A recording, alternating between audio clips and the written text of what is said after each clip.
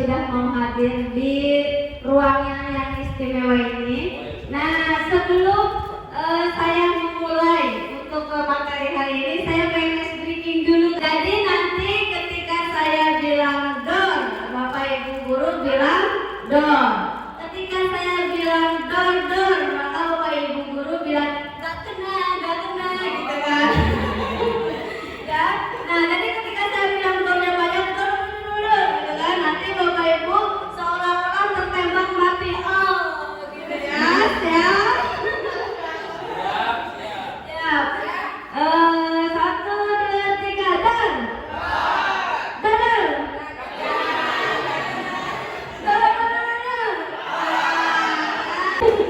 Oke, kita masuk ke materi. Di sini saya akan menyampaikan diseminasi budaya positif sekolah. Nah, jadi tujuan diseminasi ini saya ingin mengajak Bapak Ibu guru untuk memahami konsep pendidikan menurut Ki Hajar Dewantara yang hubungannya dengan konsep budaya dan lingkungan positif di sekolah yang berpihak pada murid.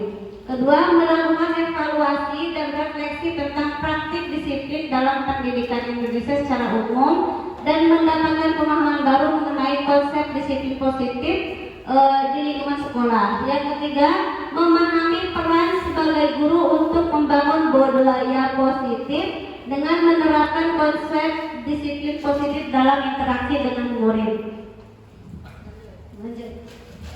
Nah, ini menurut Ki Hajar Dewantara dalam menanamkan budaya positif atau ekosistem positif, jadi seorang guru itu sama dengan seorang petani atau pekebun.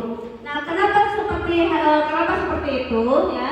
Karena sebagai petani atau kita sebagai seorang guru itu tugasnya itu sebenarnya hanya menuntun anak didik kita menjadi pribadi yang lebih baik atau menjadi karakter yang lebih kuat. Nah, di sini dicontohkan bahwa ketika menjadi seorang petani padi. Nah, di sini seorang petani itu dapat memperbaiki kondisi tanah, memelihara tanaman padi, memberi pupuk dan air, membasmi ulat, jamur yang mengganggu tanaman dan lain-lain sebagainya. Dilihat dari situ kalimatnya juga di situ sudah menunjukkan hal-hal yang positif atau menjadi lebih baik. Nah, begitupun kita ketika mengajar menjadi seorang guru. Jadi kita tugas itu hanya menuntun anak-anak kita menjadi lebih baik, gitu kan? Lanjut, Bu. Nah, perubahan paradigma. Nah, di sini mungkin Bapak Ibu boleh mencoba. Di sini jadi ada prakteknya, mencoba mengepalkan tangan berpasangan, Pak Udin, Pak Jaki, boleh Bu Fitri sama Pak Habib. Jadi contohnya itu paradigma perubahan paradigma ini lebih kepada penguatan kita atau kontrol diri kita. Misalnya, jadi bukan hanya seperti ini. Misalnya Pak Jaki menggenggam secari kertas atau apa, atau koin atau apa gitu kan, dengan Pak Udin. Nah, salah satu di antaranya itu harus mencoba membuka kepalan tangan tersebut. Apakah Pak Jaki akan rela dengan ikhlas, ridho gitu kan? Silakan Pak Udin mengambil uang koin 100.000 atau 100.000 ini buat Pak Udin. Apakah rela? Dengan coba-coba? Ngerti ya maksudnya? Enggak, misalnya nih saya sama Bu Gita boleh bantu Bu Gita? Nah, misalnya nih Bu Gita punya harta karun 500.000 dikepala sama Bu Gita. Jadi Bu Gita itu harus mengepal tangannya dengan keras. Nah, saya itu pengen mengambil uang Bu Gita nih. Apakah Bu Gita ini, pribadi Bu Gita ini akan merelakan uangnya itu?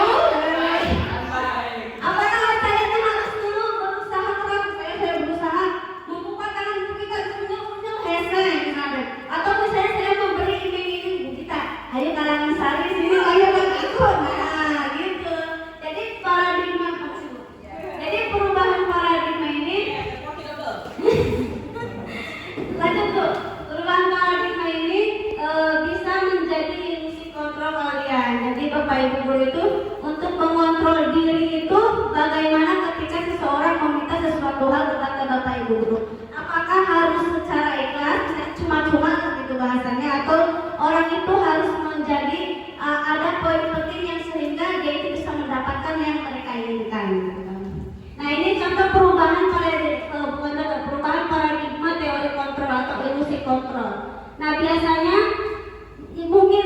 pribadi dulu sebelum kurikulum merdeka ketika saya masih di sana, ilusi guru itu mengontrol murid. Jadi kekurangan kata saya dulu itu, saya itu sebagai guru harus bisa mengontrol murid. Murid ketika misalnya harus belajar A gitu kan, maka dia harus cicing di kelas, tidak boleh gaduh, tidak boleh apa. Jadi kita itu mengontrol guru. Ilusinya seperti itu. Mungkin ada beberapa yang masih diterapkan.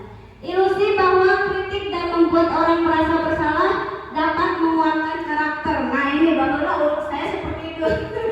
Zamannya si Dimas, si Surya gitu ya, ketika mereka bolos kurang diudak-udak sampai ke warung. Nah di warung kan biasanya harusnya sekarang anak-anaknya kayak pulang, kita ke sekolah lagi dan enggak bahala. Jadi saya tuh terdarah bidanya, ke sekolah begitu makanya. Pada saat itu saya ketemu Pak Data, makanya Pak Data hafalan pada saat itu ya. Sampai saya marah-marah gitu ya. Sampai ditungguin sampai mereka sampai jam itu saya dulu. Kemudian ilusi bahwa semua perbuatan positif, efektif dan bermanfaat. Ilusi bahwa orang dewasa memiliki hak untuk memaksa. Jadi saya mungkin karena kita berpikir kurang lebih kolot daripada anak, jadi kita bagaimana caranya supaya anak lebih positif, mungkin niatnya begitu. Cuma dengan cara memaksa, sebenarnya itu tidak boleh. Lanjut Bu. Nah jadi dari perubahan paradigma ini akan membuat stimulus respon sehingga akan menjadikan teori kontrol. Misalnya di sini, apakah kita bisa mengontrol seseorang? Nah stimulus responnya kita mencoba mengubah orang agar berpandangan sama dengan kita. Misalnya tadi ketika membuat tadi lomba tarik keren, Bunur pengen membuat judulnya tentang budaya positif misalnya. Kudu judulnya Bunur yang bikin, ini yang bikin, semuanya harus sama dengan yang Bunur inginkan gitu. Tapi pada kenyataannya teori kontrolnya kita berusaha memahami pandangan orang lain terhadap dunia atau terhadap materi pembelajaran atau hal apapun yang ada di sekolah supaya sama gitu kan, pandangannya sama. Jadi kita tidak memaksa untuk sesuatu itu sama. Perilaku buruk dilihat sebagai suatu kesalahan. Nah, teori kontrolnya semua perilaku memiliki tujuan. Nah, walaupun kita ke SMA nih, Pak Udin dari mana suka haji, dia dari Lewiliya kan berbeda-beda, tetapi tujuannya sama. Nah, sama halnya dengan ini. Orang lain bisa mengontrol saya, hanya Anda yang bisa mengontrol diri Anda. Tadi kayak misalnya kepala tangan. Ketika Pak Jakim merelakan berarti Pak Jakim bisa mengontrol diri Pak Jakim, maka mengikhlaskan. Jadi tergantung dari kontrol diri kita. Kemudian pemaksaan ada pada saat bujukan gagal. Nah tadi misalnya kayak anak-anak yang tidak mau kembali ke sekolah, kurang bisa seret misalnya gitu kan. Sama saya itu tidak. Maka teori kontrolnya kolaborasi dan konsensus menciptakan pilihan-pilihan baru. Ayo misalnya nggak mau jalan kaki dibonceng sama ibu, nah itu bisa. Memberi model berpikir menengah atau kalah. Nah teori kontrolnya model berpikir yang menang. Nah jadi dikasih akan beberapa pilihan yang berpikir bagus, gitu kan, yang senang. Lanjut Bu. Nah makna kata disiplin. Nah yang tadi sama kaitannya dengan tadi, bahwa kebanyakan orang akan menghubungkan kata disiplin dengan tata tertib. Padahal sungguhnya berbeda, karena belajar tentang disiplin positif tidak harus dengan memberikan hukuman. Justru itu adalah salah satu alternatif terakhir dan kalau perlu tidak menggunakan sama sekali. Nah kemudian jadi kata positif itu berasal dari akar kata murid atau pengikut. Nah jadi sehingga seseorang itu harus paham betul alasan mengapa mereka mengikuti suatu ajaran tertentu yang mereka ingin hadapi. Next. Nah jadi itu tadi dari materi tadi, disiplin itu tidak harus tentang disiplin tata tertib atau peraturan sekolah. Nah dari tata tertib itu bisa menjadikan tujuan teori motivasi perilaku manusia. Nah perilaku manusia itu ada 3, yaitu contohnya ada motivasi eksternal,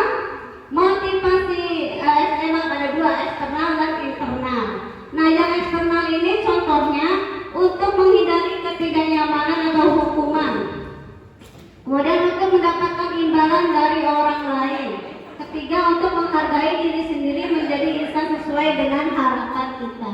Jadi yang eksternal itu motivasi Bapak Ibu guru, misalnya tadi untuk menjadikan tadi misalnya kita akan mengikuti lomba, motivasinya apa eksternalnya supaya misalnya menang, jalan-jalan ke Bekasi, nah itu eksternalnya. Jadi ada motivasi dari luar. Motivasi diri kita atau dari sekolah kita supaya apa? Supaya menjadi sekolah penggerak yang luar biasa, misalnya gitu kan. Nah itu perbedaannya. Lanjut Bu. Nah ini dia. Ada peraturan kelas, ada keyakinan kelas, ada lingkungan positif dan budaya positif. Nah, Assalamualaikum warahmatullahi wabarakatuh. Ya. Gimana kabarnya hari ini Bapak Ibu? Alhamdulillah, luar biasa. Allahu Akbar. Yes. Bangkit.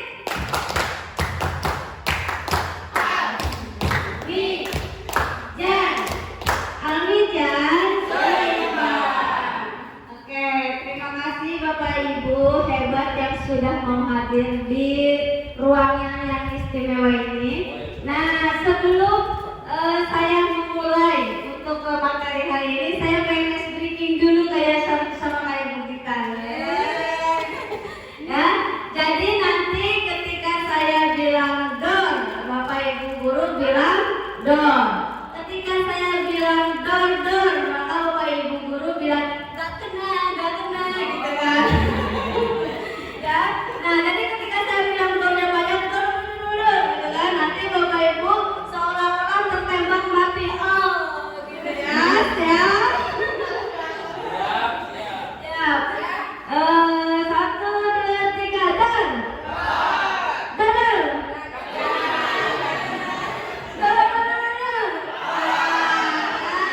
Ini biasanya sedikit ini saya kadang terapkan di anak, jadi kelihatan tuh anak ekspresi anak-anak yang ada agak-agak kesal ke kita pas tembakan kedua itu pasti kalau bahasa Sunda mah kayak ngalewe gini gitu. Nah itu kelihatan, mungkin Bapak Ibu bisa coba itu ya. Oke, kita masuk ke materi. Di sini saya akan menyampaikan diseminasi budaya positif sekolah. Begitu lanjutnya kita. Operator begitu. Nah, jadi tujuan diseminasi ini saya ingin mengajak Bapak Ibu guru untuk memahami konsep pendidikan menurut Ki Hajar Dewantara yang hubungannya dengan konsep budaya dan lingkungan positif di sekolah yang berpihak pada murid. Kedua, melakukan evaluasi dan refleksi tentang praktik disiplin dalam pendidikan Indonesia secara umum dan mendapatkan pemahaman baru mengenai konsep disiplin positif di lingkungan sekolah. Yang ketiga, memahami peran sebagai guru untuk membangun budaya positif dengan menerapkan konsep disiplin positif dalam interaksi dengan murid. Nah ini menurut Ki Hajar Dewantara dalam menanamkan budaya positif atau ekosistem positif, jadi seorang guru itu sama dengan seorang petani atau pekebun. Nah kenapa seperti itu ya? Karena sebagai petani atau kita sebagai seorang guru itu tugasnya itu sebenarnya hanya menuntun anak didik kita menjadi pribadi yang lebih baik atau menjadi karakter yang lebih kuat. Nah, di sini dicontohkan bahwa ketika menjadi seorang petani padi. Nah, di sini seorang petani itu dapat memperbaiki kondisi tanah, memelihara tanaman padi, memberi pupuk dan air, membasmi ulat, jamur yang mengganggu tanaman dan lain-lain sebagainya. Dilihat dari situ kalimatnya juga di situ sudah menunjukkan hal-hal yang positif atau menjadi lebih baik. Nah, begitupun kita ketika mengajar menjadi seorang guru.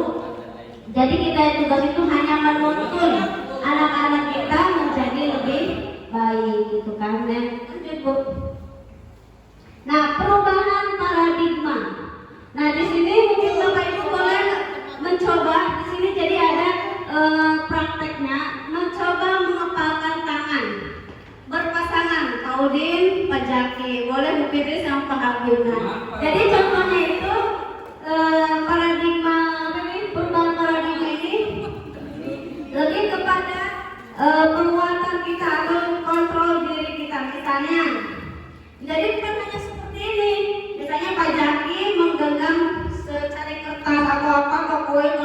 gitu kan, dengan Pak Udin. Nah, salah satu di antaranya itu harus mencoba membuka kepalan tangan tersebut. Apakah Pak Jaki akan rela dengan ikhlas, ridho gitu kan? Silakan Pak Udin mengambil uang koin 100.000 uang 100.000 ini buat Pak Udin. Apakah rela? Dengan cuma-cuma? Ngerti ya maksudnya? Enggak, misalnya nih saya sama Bu Gita boleh bantu Bu Gita? Nah, misalnya nih Bu Gita punya harta karun 500.000 dikepala sama Bu Gita. Jadi Bu Gita itu harus mengepal tangannya dengan keras. Nah, saya itu pengen mengambil uang Bu Gita nih. Apakah Bu Gita ini, pribadi Bu Gita ini akan merelakan uangnya itu? Apakah saya harus dulu berusaha keras? Saya berusaha membuka tangan Bu Gita unyil hese misalnya. Atau misalnya saya memberi iming-iming Bu Gita, ayo kalangan sari sini, ayo bantu. Nah, gitu. Jadi paradigma Jadi perubahan paradigma ini lanjut Bu. Perubahan paradigma ini bisa menjadi ilusi kontrol kalian. Jadi Bapak Ibu guru itu untuk mengontrol diri itu bagaimana ketika seseorang meminta sesuatu hal kepada Bapak Ibu guru. Apakah harus secara ikhlas, cuma-cuma gitu bahasanya, atau orang itu harus menjadi ada poin penting yang sehingga dia itu bisa mendapatkan yang mereka inginkan. Nah, ini contoh perubahan perubahan paradigma teori kontrol atau ilusi kontrol. Nah, biasanya mungkin saya pribadi dulu sebelum kurikulum merdeka, ketika saya masih di sana, ilusi guru itu mengontrol murid. Jadi kekurangan kata saya dulu itu, saya itu sebagai guru harus bisa mengontrol murid. Murid ketika misalnya harus belajar A, gitu kan, maka dia harus cicing di kelas. Tidak boleh gaduh, tidak boleh apa. Jadi kita itu mengontrol guru. Ilusinya seperti itu. Mungkin ada beberapa yang masih diterapkan. Ilusi bahwa kritik dan membuat orang merasa bersalah dapat menguatkan karakter. Nah, ini Bapak saya seperti itu. Zamannya si Dimas, si Surya gitu ya, ketika mereka bolos kurang diudak-udak sampai ke warung. Nah, di warung kan biasanya harusnya sekarang anak-anak kayak pulang, kita ke sekolah lagi dan enggak bahwa jadi saya pun terdarah bidangnya kasih ke sekolah begitu makanya. Pada saat itu saya ketemu Pak Data, makanya Pak Data hafalan pada saat itu ya, ketika saya marah-marah di situ itu ya, sampai ditungguin sampai mereka sampai jam itu saya dulu. Kemudian ilusi bahwa semua perbuatan positif, efektif dan bermanfaat. Ilusi bahwa orang dewasa memiliki hak untuk memaksa. Jadi saya mungkin karena kita berpikiran kurang lebih kolot daripada anak, jadi kita bagaimana caranya supaya anak lebih positif, mungkin niatnya begitu. Cuma dengan cara memaksa, sebenarnya itu tidak boleh. Lanjut Bu. Nah, jadi perubahan paradigma ini akan membuat stimulus respon sehingga akan menjadikan teori kontrol. Misalnya di sini, apakah kita bisa mengontrol seseorang? Nah, stimulus responnya kita mencoba mengubah orang agar berpandangan sama dengan kita. Misalnya tadi ketika membuat tadi lomba tarik keren, Bu Nur pengen membuat judulnya tentang budaya positif misalnya. Kudu judulnya Bu Nur yang bikin, ini yang bikin, semuanya harus sama dengan yang Bu Nur inginkan. Tapi pada kenyataannya teori kontrolnya kita berusaha memahami pandangan orang lain terhadap dunia atau terhadap materi pembelajaran atau hal apapun yang ada di sekolah supaya sama, gitu kan, pandangannya sama. Jadi kita tidak memaksa untuk sesuatu itu sama. Perilaku buruk dilihat sebagai suatu kesalahan. Nah, teori kontrolnya semua perilaku memiliki tujuan. Nah, walaupun kita ke SMA nih, Pak Udin dari mana suka haji, dia dari Lewilian kan berbeda-beda, tetapi tujuannya sama. Nah, sama halnya dengan ini. Orang lain bisa mengontrol saya, hanya Anda yang bisa mengontrol diri Anda. Tadi kayak misalnya kepala tangan. Ketika Pak Jaki merelakan berarti Pak Jaki bisa mengontrol diri Pak Jaki, enggak mengikhlaskan. Jadi tergantung dari kontrol diri kita. Kemudian pemaksaan ada pada saat rujukan gagal. Nah tadi misalnya kayak anak-anak yang tidak mau kembali ke sekolah, kurang bisa seret misalnya gitu kan. Sama saya itu tidak. Cuma maka teori kontrolnya kolaborasi dan konsensus menciptakan pilihan-pilihan baru. Ayo misalnya nggak mau jalan kaki dibonceng sama ibu, nah itu bisa. Memberi model berpikir menengah atau kalah. Nah teori kontrolnya model berpikir yang menang. Nah jadi dikasih anak beberapa pilihan yang berpikir bagus gitu kan, yang senang. Lanjut Bu. Nah makna kata disiplin. Nah yang tadi sama kaitannya dengan tadi, bahwa kebanyakan orang akan menghubungkan kata disiplin dengan tata tertib. Padahal sesungguhnya berbeda, karena belajar tentang disiplin positif tidak harus dengan memberikan hukuman. Justru itu adalah salah satu alternatif terakhir dan kalau perlu tidak menggunakan sama sekali. Nah kemudian jadi kata positif itu berasal dari akar kata murid atau pengikut. Nah jadi sehingga seseorang itu harus paham betul alasan mengapa mereka mengikuti suatu ajaran tertentu yang mereka ingin hadapi. Next. Nah jadi itu tadi dari materi tadi, disiplin itu tidak harus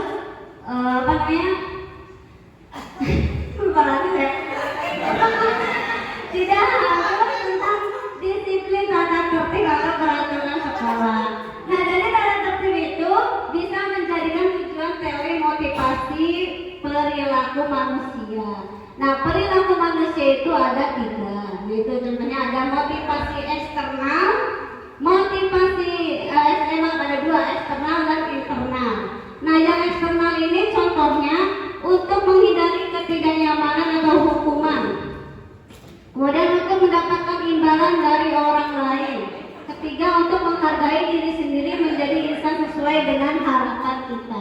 Jadi yang eksternal itu motivasi Bapak Ibu guru misalnya tadi untuk menjadikan tadi misalnya kita akan mengikuti lomba, motivasinya apa eksternalnya? Supaya misalnya menang, jalan-jalan ke Bekasi, nah itu eksternalnya. Jadi ada motivasi dari luar. Motivasi diri kita apa dari sekolah kitanya supaya apa? Supaya menjadi sekolah penggerak yang luar biasa misalnya gitu kan. Nah itu perbedaannya. Lanjut Bu. Nah ini dia. Ada peraturan kelas, ada keyakinan kelas, ada lingkungan positif dan budaya positif. Nah, dilarang membuat kegaduhan di dalam kelas selama proses belajar.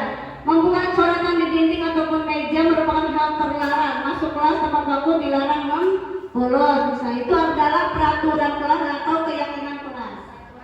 Nah, peraturan kelas. Nah, keduanya itu sampingnya berdoa sebelum memulai dan sesudah kegiatan belajar, menjaga etika sopan santun, membuang sampah yang ada di tempat, kemudian musyawarah saat mengambil keputusan di kelas dan sebagainya. Atas lagi Bu. Nah jadi peraturan Nah ya, jadi antara peraturan kelas dan keyakinan kelas beda atau sama? Apa Bu Hera bedanya?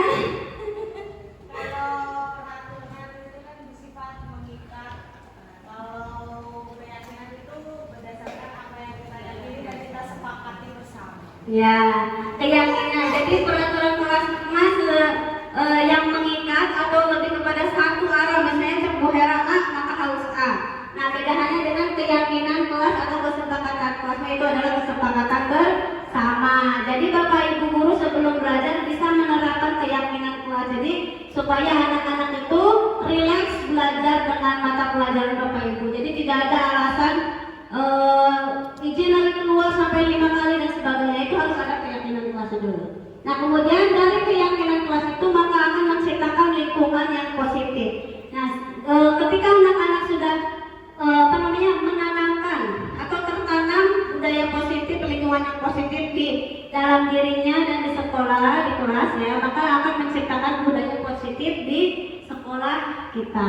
Lanjut Bu. Nah ini tadi keyakinan kelas. Jadi nilai keselamatan atau kesehatan yang kebajikan. Lanjut. Nah, ini dia nilai-nilai kebajikan. Nah, nilai kebajikan itu merupakan payung besar atau sikap dan perilaku kita. Jadi nilai ini adalah fondasi kita untuk berperilaku. Di mana nilai kebajikan ini tertanam profil pelajar Pancasila yang 6 itu ya. Nah, ini adalah beberapa kata-kata nilai kebajikan yang bisa kita terapkan di sekolah atau kepada anak-anak kita. Peduli, misalnya kita mengajak anak-anak jangan misalnya ketika ada sampah, hei anak buang sampah ke sana gitu, tidak. Jadi kita mengajaknya, anak-anak ayo kita peduli terhadap lingkungan, mari kita buang sampah pada tempatnya. Jadi menggunakan kata-kata yang bijak, yang kebajikan, yang bagus, jadi yang positif intinya gitu. Jadi jangan marah-marah seperti saya yang sudah saya terangkan sebelumnya gitu kan. Nah, itu tidak boleh, harusnya tidak boleh. Lanjut ke kita. Sekarang refleksi diri. Nah, saya nanya Bapak Ibu guru, strategi apa yang selama ini Anda terapkan untuk menanamkan disiplin positif kepada murid dan hasilnya bagaimana? Kemudian nilai kebajikan yang seperti apa yang dirasa penting untuk menanamkan nilai disiplin positif itu? Mungkin ada yang mau Pak Jaki boleh. Nilai positif apa atau kebajikan apa yang Pak Jaki sudah terapkan ke anak-anak? Yang kemarin misalnya program kemarin Pak Jaki sudah menerapkan pembiasaan berdoa. Nah, itu yang Pak Jaki yang kita bahas tadi di awal bahwa termasuk ke dalam disiplin positif. Cuma tinggal bagaimana caranya anak supaya tertanam dalam dirinya, jadi tidak usah ada yang guru datang, berdoa dulu gitu ya. Jadi mereka sadar diri gitu kan. Nah, kemudian nilai kebajikannya apa? Kira-kira apa nilai kebajikan dari pembiasaan berdoa? Saya keyakinan terhadap Tuhan Yang Maha Esa, atau keyakinan bahwa dengan berdoa pembelajaran kita akan lebih lebih bermanfaat dan sebagainya. Lanjut.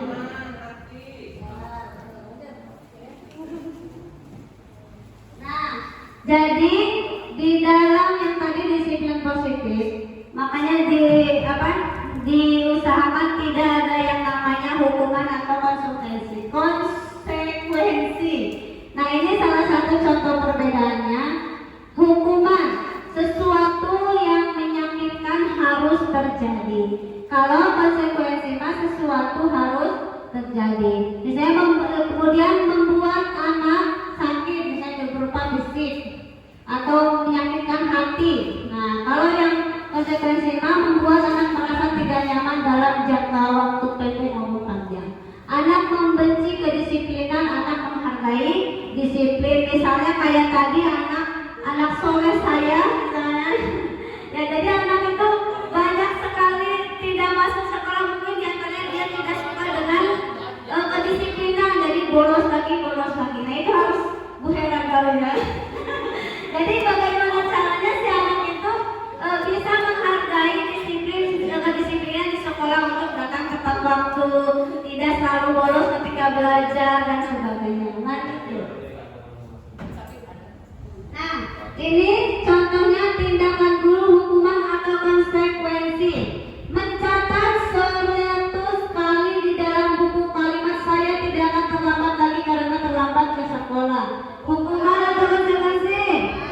Hukuman. Lari mengelilingi lapangan basket? Hukuman. Murid diminta untuk push up? Mengganti kertas tugas teman telah dicoret-coret? Konsekuensi. Membersihkan tumpahan air di meja? Nah, meminta murid tidak mengenakan sepatu seharian? Lari mengelilingi lapangan basket 2 kali? Coba cek lagi Bu, next coba. Nah, sama kan? Nah, jadi di sini Bapak Ibu bisa lihat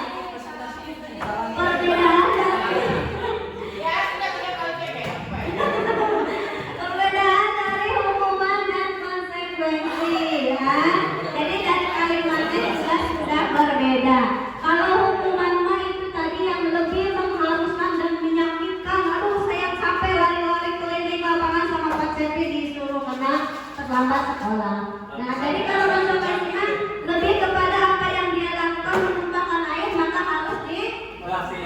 Nah, gitu. Jadi ke hal-hal yang tidak terlalu ini menyakitkan, jadi netral, kontrol gitu kan. Lanjut. Nah, kebutuhan dasar manusia. Nah, sesungguhnya hakikatnya kebutuhan dasar manusia itu adalah cinta dan kasih sayang. Kemudian penguasaan, kesenangan dan kebebasan. Nah, contohnya misalnya kayak tadi anak soleh orang ya, si Andika. Mungkin Andika itu dia itu bertingkah seperti itu, butuh juga cinta dan kasih sayang dari bapak ibu gurunya.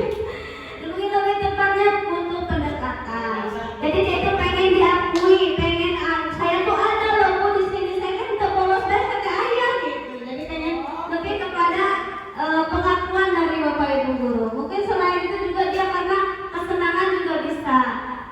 Dia senangnya lebih ingin mencapai apa? Dia pengen jadi akpol. Jadi dia itu senangnya harusnya jadi jam istirahat itu jam istirahat kedua harusnya belajar, dia malah pergi ke GGM untuk lari bersama dengan teman-temannya. Nah itu salah satunya. Benar, dia itu pernah bercerita sama aku kayak begitu ya. Lanjut ya. Nah ini ibu guru, ini contohnya nih. Ibu guru bilang aku tidak boleh bersenandung sewaktu mengerjakan tugas. Katanya kelas harus tenang, tidak boleh ada suara. Padahal orang suka dan senang menyanyi. Kira-kira apa? Kesenangan, kebebasan, cinta dan kasih sayang, atau apa? Kebebasan dan kesenangan. Kesenangan karena kenapa? Karena si anak ini suka menyanyi. Kedua, ibu guru tidak menyapaku hari ini padahal aku pakai cepit baru. Padahal aku pakai kerudung baru, bu. Harus kincong. Apa ya? Cinta dan kasih sayang. Jadi bu, saya pengen diaku guru harus ketemu nih. Ya Allah, cantik sekali kerudungnya. Jadi dia pengen diaku sama guru. Jadi dia itu merasa tersanjung. Guru sayang sama aku, diperhatikan gitu ya, bener ya.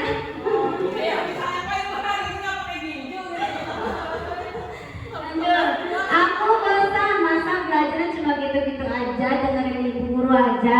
Termasuk apa? Kebebasan. Jadi anak itu makanya ketika belajar, saya biologi, bu jangan di kelas terus bu, saya pengen di lapangan. Ayo, gitu itu termasuk salah satu kebebasan anak dalam belajar. Aku sebel gambarku tidak rapi, malah ibu guru kunjungan ke teman-temanku di depan kelas. Apa ya?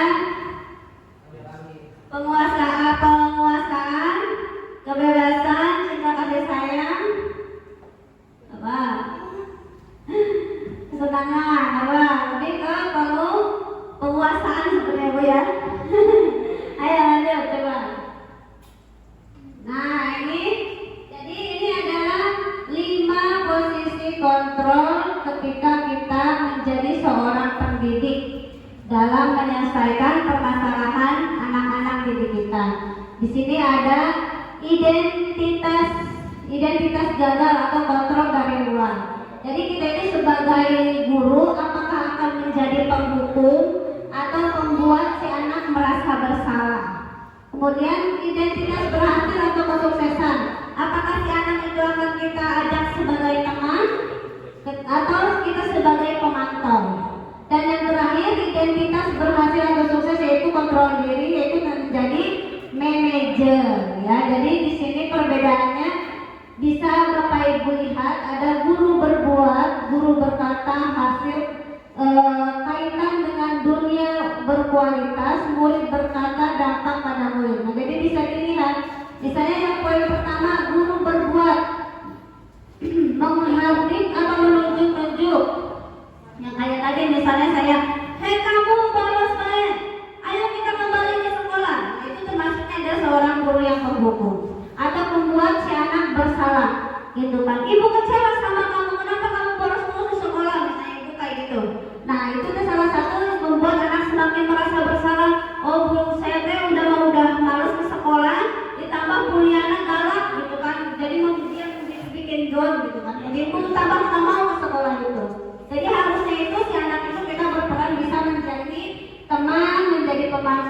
kan yang lebih bagus itu sebagai manajer. Lanjut tuh. Nah kemudian, dari 5 posisi kontrol itu kita bisa menerapkan restitusi. Jadi restitusi itu proses menciptakan kondisi bagi murid untuk memperbaiki kesalahan mereka, sehingga mereka bisa kembali pada kelompok mereka dengan karakter yang lebih kuat. Lanjut. Nah, ciri-ciri restitusi bukan untuk menebus kesalahan, namun untuk belajar dari kesalahan, memperbaiki hubungan, tawaran bukan paksaan. Nah, kayak tadi Bu Hera misalnya, Ibu akan kasih 2 pilihan tawar menawar sama anak-anak. Apakah kalian misalnya ingin tetap di sekolah dengan catatan A, atau kalian udah pengen keluar sekolah menjadi siswa B? Nah, itu adalah suatu tawaran. Jadi anak itu tidak boleh, sebenarnya tidak boleh memaksa. Jadi harus ada beberapa pilihan yang kita sampaikan. Restitusi menuntut untuk melihat ke dalam diri. Restitusi mencari kebutuhan dasar yang mendasari tindakan. Restitusi diri adalah cara yang paling baik untuk memperbaiki diri. Restitusi fokus pada karakter bukan tindakan. Restitusi fokus pada solusi. Nah, jadi kita memberikan solusi kepada anak. Bagaimana caranya dia menyadari kesalahan dirinya. Jadi bukan malah mencari atau menggali permasalahan mereka. 9. Restitusi mengembalikan murid yang berbuat salah pada kelompoknya. Maksud di sini, jadi mengembalikan anak itu dengan karakter yang baru kepada teman-temannya. Tadinya misalnya si anaknya yang minder karena terlalu bolos dan malu. Nah, setelah kita restitusi, diberi tindakan anak-anak sehingga dia bisa kembali bersosialisasi dengan temannya. Lanjut Bu. Nah, ini segitiga restitusi. Jadi dalam segitiga restitusi ini kita bisa terapkan 3. Yang pertama, validasi tindakan yang salah.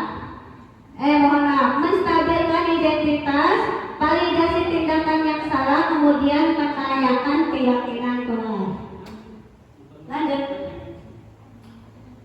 Nah, misalnya nih, untuk membuat murid yang merasa gagal karena berbuat salah menjadi positif terhadap dirinya, ini termasuk ke restitusi menstabilkan identitas ya. Nah, jadi kita tuh tanya misalnya ke si A, ke murid yang bermasalah. Nah, sini duduk dulu, gitu kan. Ibu mau ngobrol sama kamu. Nah, misalnya kita udah menggali, tahu nggak kamu kenapa dipanggil sama ibu? Dia udah sudah menjawab. Nah, maka kita itu memberikan hal-hal yang positif kepada anak-anak yang kita panggil atau yang bermasalah. Misalnya di sini ada kata berbuat salah itu hal yang manusiawi. Tidak, karena tidak ada manusia yang sempurna, sehingga kita sebagai manusia maka akan ada beberapa hal yang tindakan yang tidak benar, misalnya gitu kan. Lanjut Bu. Nah, jadi itu sebagai identifikasi. Nah, kemudian yang kedua, validasi tindakan yang salah. Jadi membantu murid mengenali basic need atau kebutuhan yang ingin dipenuhi ketika melakukan kesalahan. Nah, tujuannya apa? Memenuhi kebutuhan dasar. Kemudian penguasaannya bagaimana, kebebasannya, cinta dan kasih sayang. Jadi 5 kebutuhan dasar itu kita harus gali ketika melakukan pendekatan restitusi dengan cara validasi tindakan yang salah. Contohnya, kamu bisa saja kan melakukan hal yang lebih buruk, tapi kamu tidak melakukannya. Jadi misalnya si anak yang tadi yang suka membolos, kita tanya, kira-kira kenapa kamu selalu meninggalkan jam pelajaran mapel A misalnya gitu kan. Pasti dia kan secara tidak sadar mereka akan bercerita dengan sendirinya. Jadi kalau misalnya saya menanya, kamu kenapa bolos terus padahal kamu tuh sudah kelas 3 ABCD. Nah, itu pasti si anak bukan merasa tidak merasa nyaman, sehingga ketika bercerita itu akan sulit gitu kan. Lanjut Bu. Nah, yang terakhir, menanyakan keyakinan. Jadi murid melihat kesalahannya dihubungkan dengan nilai-nilai kebajikan yang diyakininya mendasari manusia berinteraksi dengan orang lain. Nah, setelah si anak itu melanggar, nah kita tanya, misalnya dia sudah sadar nih apa kesalahannya, ya Bu maaf saya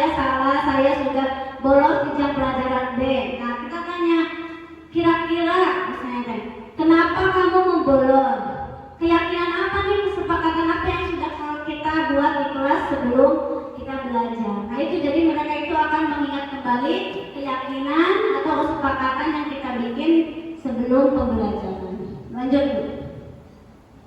Nah ini adalah perbedaannya, hukuman, konsekuensi, dan restitusi. Jadi hukuman bersifat tidak terencana atau tiba-tiba. Jadi hukuman itu hanya satu arah, yaitu diberikan oleh guru kepada murid. Kalau konsekuensi bersifat terencana dan sudah disepakati oleh murid dan guru, umumnya dibuat oleh pihak sekolah atau guru. Murid yang sudah mengetahui sebelumnya konsekuensi itu, maka dia akan melaksanakan konsekuensi itu. Yang terakhir, restitusi itu proses menciptakan kondisi bagi murid untuk memperbaiki kesalahannya, gitu ya.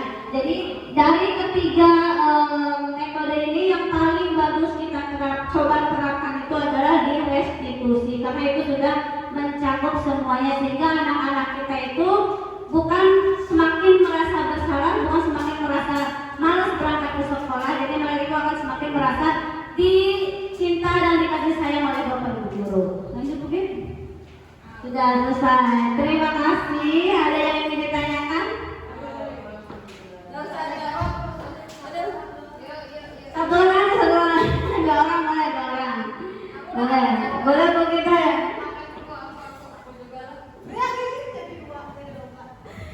Assalamualaikum warahmatullahi wabarakatuh. Sebenarnya bukan hanya ya Bu ya, ini lebih ke sharing ya. Kan menciptakan budaya positif itu tidak bisa sekali dua kali ya Bu ya. Mungkin banyak yang memilih jalan pintas, termasuk saya. Kadang-kadang ketika kehilangan kesabaran, akhirnya langsung memberikan konsekuensi tapi tidak sesuai gitu ya Bu ya. Karena apa? Karena tetap aja yang kita harapkan adalah ketidakberulangan ya. Namun memang kadang anak itu malah justru justru dia malah kesel ke kitanya.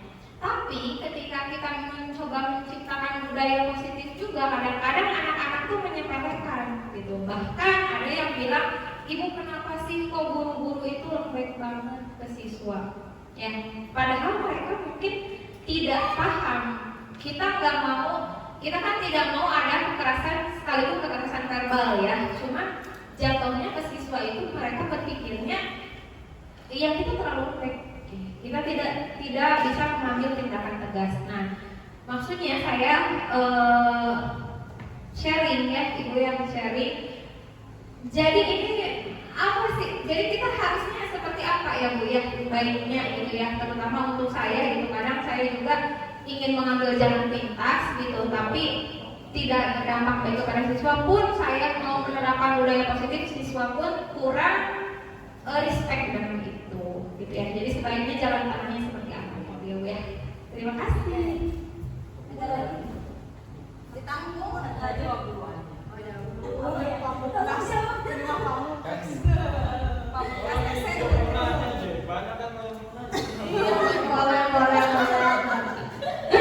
Boleh.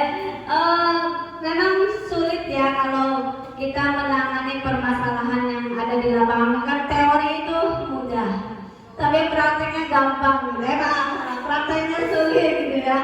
Nah, mungkin Bu Gita juga sebagai guru BK agak sulit dengan hal-hal yang terjadi di lapangan seperti yang tadi sudah Bu Gita jelaskan. Begitupun juga yang saya rasakan gitu, apalagi maaf nih kepada Bapak Ibu guru yang baru gitu ya.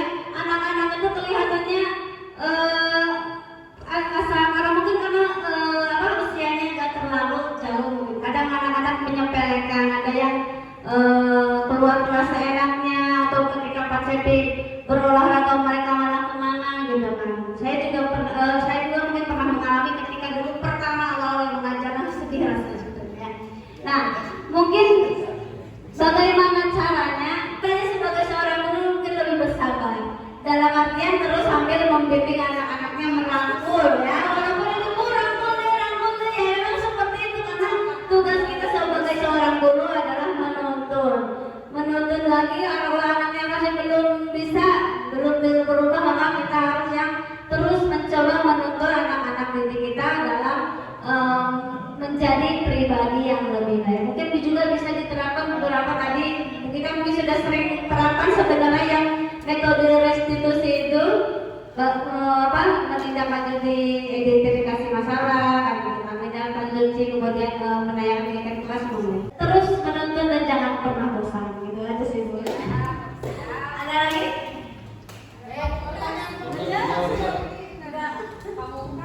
Boleh. Sekalian ditambahkan ya Bu ya. Senior sendiri dong. Senior. Cek bangkit. Ulangi. Bangkit.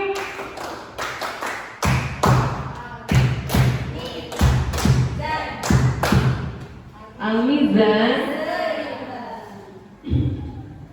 Lebih kepada ini saja, mungkin Bu Lia ya, mungkin berbagi pengalaman saja. Tadi kan ada kegiatan untuk restitusi ya, kegiatan praktik segitiga restitusi yang sudah Ibu lakukan, mungkin bisa di-sharing kepada kami, terutama kan anak-anak pilihannya dari anak di kelas Bu Lia ya, Bu Lia sebagai wali kelasnya, anak-anak istimewa itu ada di kelas Bu Lia. Apakah praktik restitusi itu sudah Bu Lia lakukan dan bagaimana dampaknya kepada anak? Bisa sharing kepada kita semua yang berada di sini. Terima kasih. Assalamualaikum warahmatullahi wabarakatuh.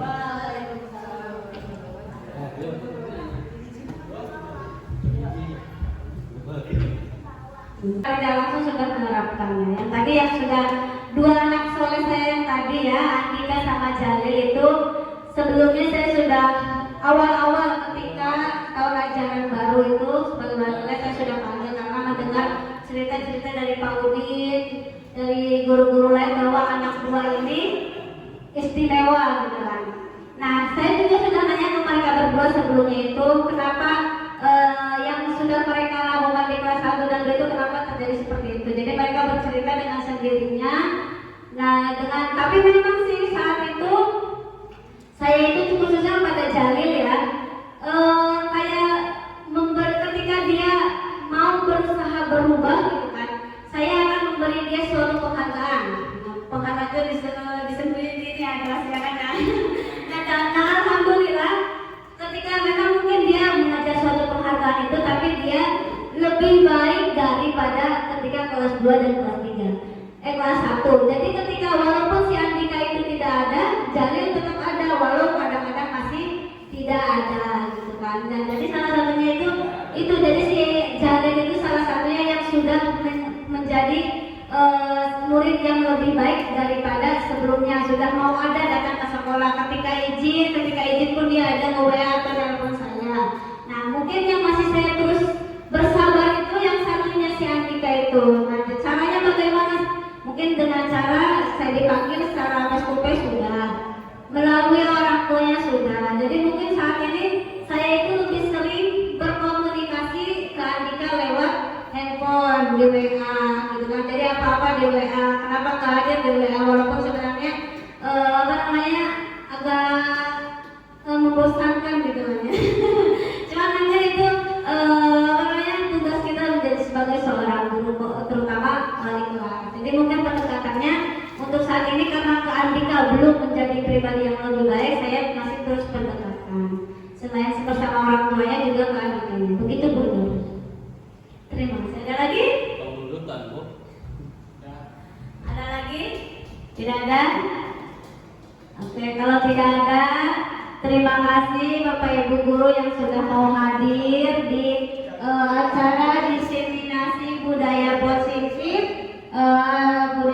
sekolah SMA Unggulan Al-Mizan. Wassalamualaikum warahmatullahi wabarakatuh. Al-Mizan.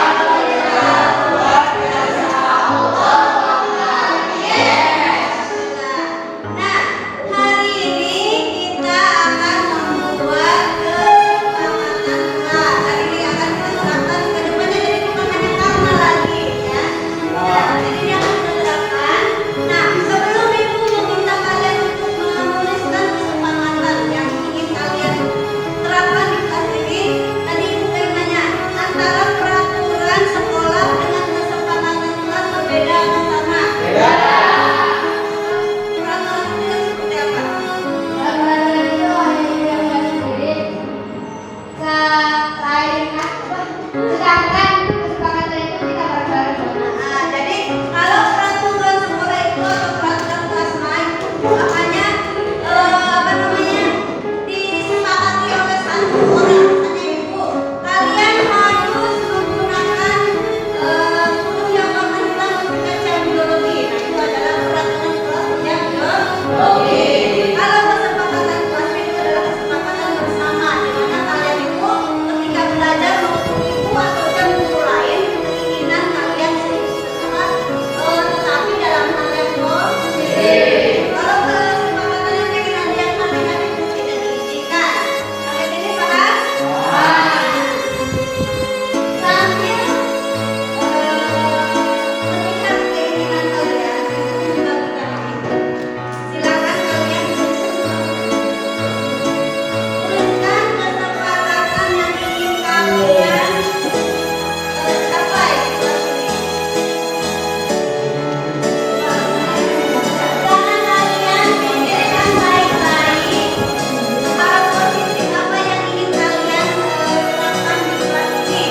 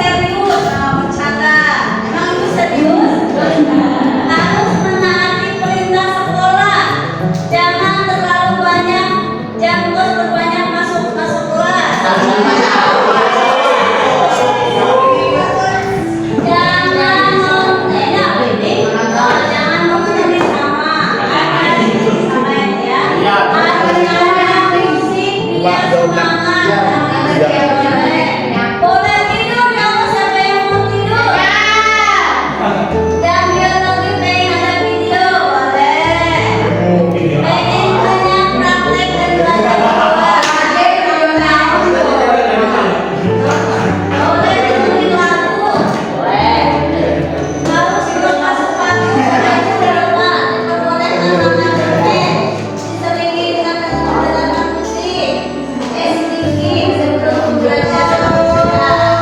Itu ada. Pengen banyak nonton YouTube. Sering membuat gambar tentang biologi yang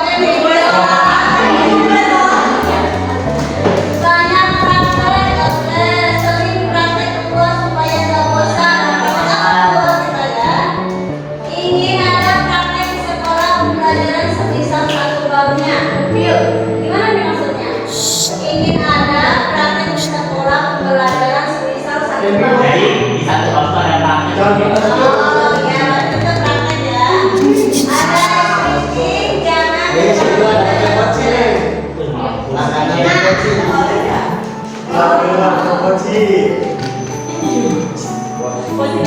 Cie, cie.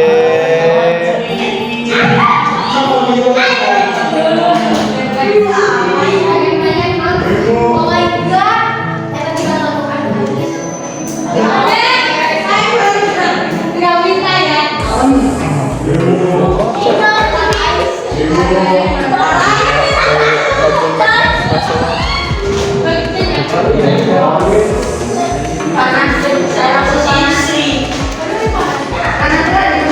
Udah.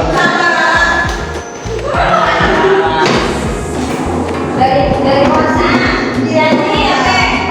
Jadi dalam kalimat kesepakatan kelas yang kalian sudah tulis, di sini kan masih rancu atau masih ada beberapa kalimat yang negatif, ya kan? Misalnya di sini, pengen ada banyak prakteknya, pengen ada nontonnya, berarti kan masih rancu ya, masih ada beberapa hal yang harus dirubah. Nah, dari kata-kata ini kita akan berubah menjadi ke hal yang lebih positif kalimatnya. Misalnya, pengen ada banyak prakteknya, pengen ada nontonnya, pengen tidak menonton. Nah, kan semuanya hampir sama ya. Nah, berarti kalimat positif yang seperti apa yang harus dibuat menjadi kalimat yang sempurna? Bahasa Indonesia kan paham? Hitung atau kertas?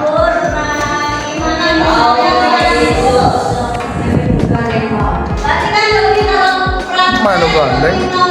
kalau nonton tidak menonton berarti itu lebih kepada proses pembelajaran. Berarti harus seperti apa proses pembelajarannya? Asik. Nah, selain itu kata-katanya proses asik enak pembelajaran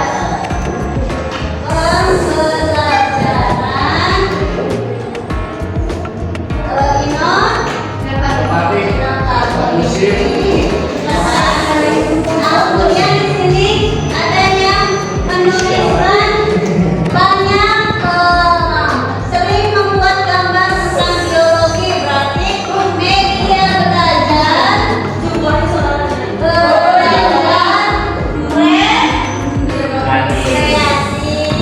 Stadion yang bikin bisa bu.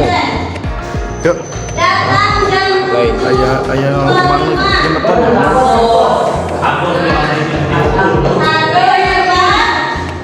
waktu. Kemudian tadi boleh makan permen. Tapi gimana kalimatnya? Apa? Makanan ringan. Bukan makanan. Cemilan.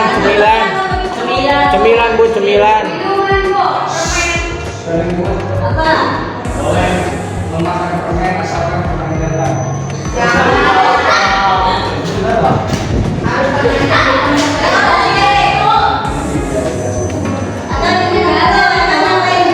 Jangan terlalu serius, berarti pembelajaran lebih inovatif. cair suruh begitu. Kata-kata yang kalian tuliskan di sini intinya dari kata itu adalah kesepakatan kelas itu membuat pembelajaran lebih inovatif, kemudian membuat media belajar lebih kreatif, kemudian hadir tepat waktu. Yang sudah kalian buat kemarin membuat media belajar apa? Sistem peredaran darah, pernapasan, pencernaan. Gerak. Nah, mau kita praktekkan hari ini? Boleh.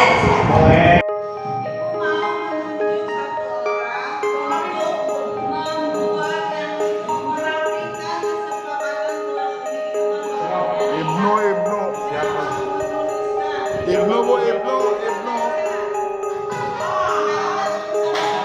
Dari tempatnya mereka hanya menulis teman-teman yang satu orang lagi.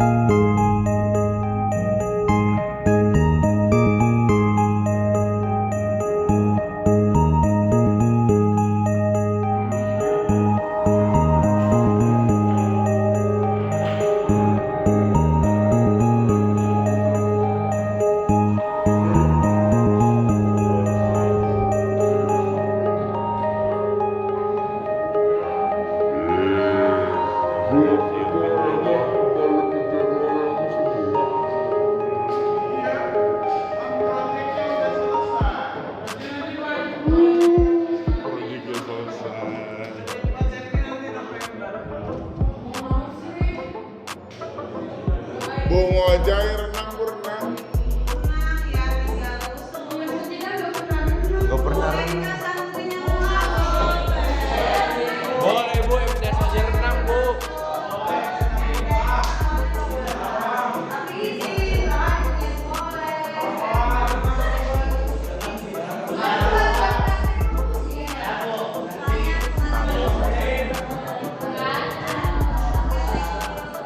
Rene Japaro.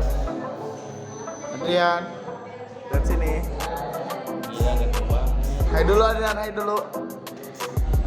Gila gak coba.